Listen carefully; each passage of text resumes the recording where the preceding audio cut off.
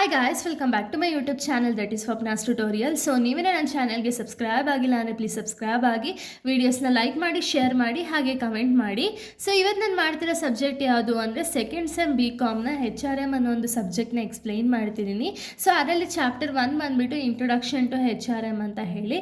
So ಇದರಲ್ಲಿ already ನಾನು ಸ್ವಲ್ಪ ಟಾಪಿಕ್ಸ್ಗಳನ್ನ ಎಕ್ಸ್ಪ್ಲೈನ್ ಮಾಡಿ ಅಪ್ಲೋಡ್ ಮಾಡಿದ್ದೀನಿ. ಸೊ ಯಾರ್ಯಾರೆಲ್ಲ ಆ ವೀಡಿಯೋಸ್ನ ನೋಡಿಲ್ವೋ ಒಂದ್ಸತಿ ಆ ವೀಡಿಯೋಸ್ನ ನೋಡ್ಕೊಂಡು ಬಂದು ಈ ಒಂದು ವೀಡಿಯೋನ ನೋಡಿ ನಿಮಗೆ ಕಂಟಿನ್ಯೂಷನ್ ಅನ್ನೋದು ಪ್ರಾಪರಾಗಿ ಸಿಗುತ್ತೆ ಅನ್ನೋ ಒಂದು ರೀಸನ್ಗೆ.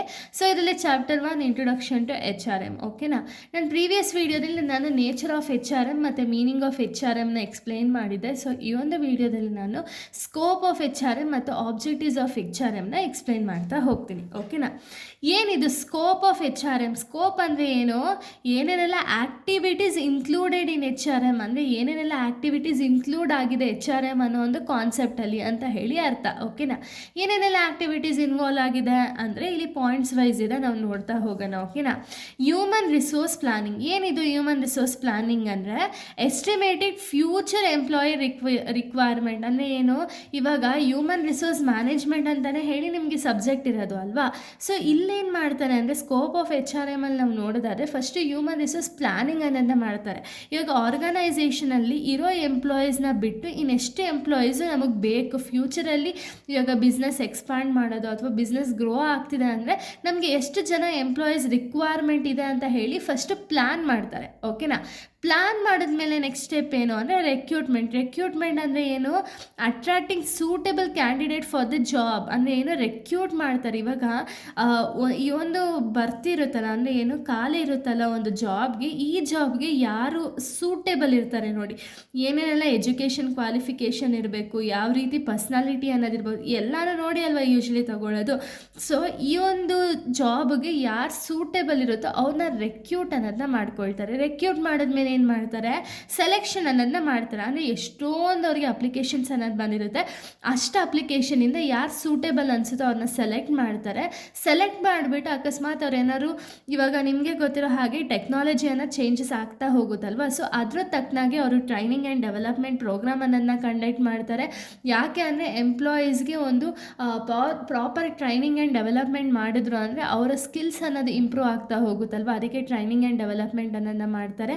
ಇದಾದಮೇಲೆ ಪರ್ಫಾರ್ಮೆನ್ಸ್ ಅಪ್ರೈಸಲ್ ಅನ್ನೋದನ್ನ ಮಾಡ್ತಾರೆ. ಅಂದರೆ ಏನು, ಇವಾಗ ವರ್ಕರ್ಸ್ ಪರ್ಫಾರ್ಮೆನ್ಸ್ ಬೇಸಿಸ್ ಮೇಲೆ ಅವರ ಒಂದು, ಇವಾಗ ಯೂಶ್ವಲಿ ಎಲ್ಲರಿಗೂ ಕೂಡ ನಾರ್ಮಲಾಗಿ ವರ್ಕ್ ಮಾಡೋಕ್ಕಾಗಲ್ಲ ಅಲ್ವಾ, ಅಂದರೆ ಅವರಿಗೆ ಒಂದು ಪರ್ಫಾರ್ಮೆನ್ಸ್ ಅಪ್ರೈಸಲ್ ಕೊಟ್ಟರು ಅಂದರೆ ಅವ್ರು ಮಾಡಿರುವಂಥ ಕೆಲಸಕ್ಕೆ ಅವ್ರನ್ನ ಹೊಗಳೋದಾಗಿರಲಿ ಅಥವಾ ಜಾಸ್ತಿ ಸ್ಯಾಲ್ರಿ ಕೊಡೋದಾಗಿರಲಿ, ಅವಾಗ ಏನಾಗುತ್ತೆ, ಎಂಪ್ಲಾಯೀಸ್ ಮೋಟಿವೇಟ್ ಆಗ್ತಾರೆ, ಇನ್ನೂ ಚೆನ್ನಾಗಿ ಜಾಬ್ ಅನ್ನೋದನ್ನ ಮಾಡ್ತಾರಲ್ಲ. ಸೊ ಅದಕ್ಕೆ ಪರ್ಫಾರ್ಮೆನ್ಸ್ ಅಪ್ರೈಸಲ್ ಅನ್ನೋದನ್ನ ಮಾಡ್ತಾರೆ. ನೆಕ್ಸ್ಟು ಕಾಂಪ್ರಹೆನ್ಸೇಷನ್ ಮ್ಯಾನೇಜ್ಮೆಂಟ್ ಅಂದರೆ ಏನು, ಕಂಪೆನ್ಸೇಷನ್ ಮ್ಯಾನೇಜ್ಮೆಂಟ್ ಅಂದರೆ ಏನು ಅಂದರೆ managing the salaries and wages and incentives ಅಂದರೆ ಏನು, ಅವ್ರಿಗೆ ಇವಾಗ ಎಂಪ್ಲಾಯಿ ಚೆನ್ನಾಗಿ ಪರ್ಫಾರ್ಮೆನ್ಸ್ ಮಾಡ್ತಿದ್ದಾನೆ ಅಂದರೆ ಅವರು ಪ್ರಾಪರಾಗಿ ಸ್ಯಾಲ್ರಿ ಕೊಡೋದಾಗಿರಲಿ ಅಥವಾ ವೇಜಸ್ ಕೊಡೋದಾಗಿರಲಿ, ಎಕ್ಸ್ಟ್ರಾ ಇನ್ಸೆಂಟಿವ್ಸ್ ಕೊಡೋದಾಗಿರಲಿ, ಈ ಕೆಲಸ ಎಲ್ಲ ಮಾಡ್ತಾರೆ. ಇದಾದಮೇಲೆ ಎಂಪ್ಲಾಯಿ ವೆಲ್ಫೇರ್ ಅಂದರೆ ಏನು, ಎಂಪ್ಲಾಯಿಗೆ ಬೆನಿಫಿಟ್ಸ್ ಅನ್ನೋದನ್ನ ಪ್ರೊವೈಡ್ ಮಾಡ್ತಾರೆ. ಹೆಲ್ತ್ ಆ್ಯಂಡ್ ಸೇಫ್ಟಿ ಮೆಷರ್ಸ್ ಅನ್ನೋದನ್ನ ತಗೊಳ್ತಾರೆ. ಹಾಗೆ ಕೆರಿಯರ್ ಡೆವಲಪ್ಮೆಂಟ್ ಅನ್ನೋದನ್ನು ಕೂಡ ಇಂಪ್ರೂವ್ ಮಾಡ್ತಾ ಹೋಗ್ತಾರೆ. ಓಕೆನಾ, ಇದೆಲ್ಲ ಒಂದು ಸ್ಕೋಪ್ ಆಫ್ HRM ಆಗಿದೆ.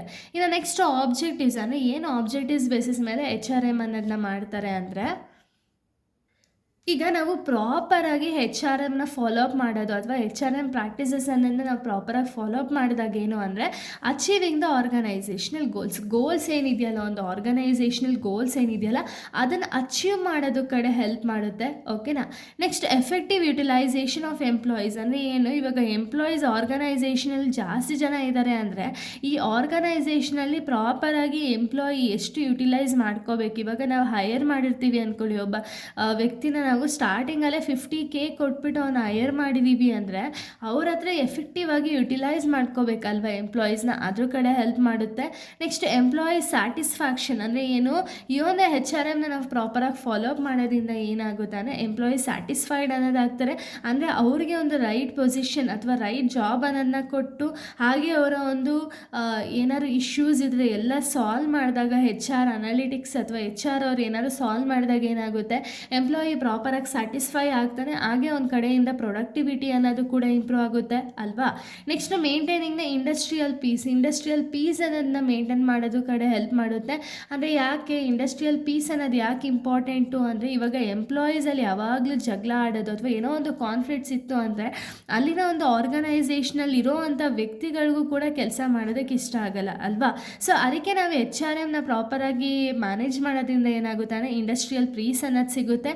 Employee development ಅನ್ನೋದಾಗುತ್ತೆ. ಎಂಪ್ಲಾಯಿ ಅವರು ಪ್ರಾಪರಾಗಿ ಡೆವಲಪ್ಮೆಂಟ್ ಆದಾಗ, ಅಂದರೆ ಟ್ರೈನಿಂಗ್ ಆ್ಯಂಡ್ ಡೆವಲಪ್ಮೆಂಟ್ ಫೆಸಿಲಿಟೀಸ್ ಅನ್ನೋದನ್ನ ಕೊಟ್ಟಾಗ ಅವರ ಒಂದು ಸ್ಕಿಲ್ಸ್ ಅಥವಾ ನಾಲೆಜಸ್ ಏನಿದೆಯಲ್ಲ ಅದು ಇನ್ಕ್ರೀಸ್ ಆಗ್ತಾ ಹೋಗುತ್ತೆ ಅಲ್ವಾ. ನೆಕ್ಸ್ಟ್ ಪ್ರೊವೈಡಿಂಗ್ ಈಕ್ವಲ್ ಆಪರ್ಚುನಿಟೀಸ್, ಅಂದರೆ ಏನು ಇವಾಗ ಎಂಪ್ಲಾಯಿ ಮೆನ್ ಆಗಿರಲಿ ಅಥವಾ ವುಮೆನ್ ಆಗಿರಲಿ ಅವ್ರಿಗೆ ಈಕ್ವಲ್ ಆಪರ್ಚುನಿಟಿ ಅನ್ನೋದನ್ನ ಕೊಟ್ಟಾಗ ಏನಾಗುತ್ತೆ, ಅವ್ರಿಗೆ ಇನ್ನೂ ಕೂಡ ಮೋಟಿವೇಶನ್ ಅನ್ನೋದನ್ನ ಆಗಿ ಇನ್ನೂ ಜಾಸ್ತಿ ಕಾನ್ಸಂಟ್ರೇಷನ್ ಅನ್ನೋದನ್ನ ಮಾಡ್ತಾರೆ. ನೆಕ್ಸ್ಟ್ ಕ್ರಿಯೇಟಿಂಗ್ ದ ಟೀಮ್ ಸ್ಪಿರಿಟ್ನ ಕ್ರಿಯೇಟ್ ಮಾಡಬೇಕಾಗುತ್ತೆ. ಹೆಂಗೆ ಅಂದರೆ ಅವ್ರಿಗೆ ಮೋಟಿವೇಶನ್ ಕೊಡೋ ಮುಖಾಂತರನೋ ಅಥವಾ ಸ್ಯಾಲ್ರಿನ ಇನ್ಕ್ರೀಸ್ ಮಾಡೋದ್ರ ಮುಖಾಂತರನೋ ಅಥವಾ ಒಂದು ಇನ್ಸೆಂಟಿವ್ಸ್ನ ಕೊಡೋದು ಆಗಿರ್ಬೋದು. ಇದರಿಂದ ಅವ್ರಿಗೆ ಎಂಪ್ಲಾಯೀಸ್ಗೆ ಒಂದು ಸ್ಪಿರಿಟ್ ಅನ್ನೋದು ಇನ್ಕ್ರೀಸ್ ಆಗ್ತಾ ಹೋಗುತ್ತೆ. ಓಕೆನಾ. ಸೊ ಇಷ್ಟು ಕೂಡ ಒಂದು ಸ್ಕೋಪ್ ಮತ್ತು ಒಂದು ಆಬ್ಜೆಕ್ಟಿವ್ಸ್ ಆಫ್ HRM ಆಗಿದೆ. ಇನ್ನು ನೆಕ್ಸ್ಟ್ ವೀಡಿಯೋದಲ್ಲಿ ನಾನು ಬೇರೆ ಒಂದು ಟಾಪಿಕ್ನ ಎಕ್ಸ್ಪ್ಲೈನ್ ಮಾಡ್ತೀನಿ. So thank you guys, thanks for watching.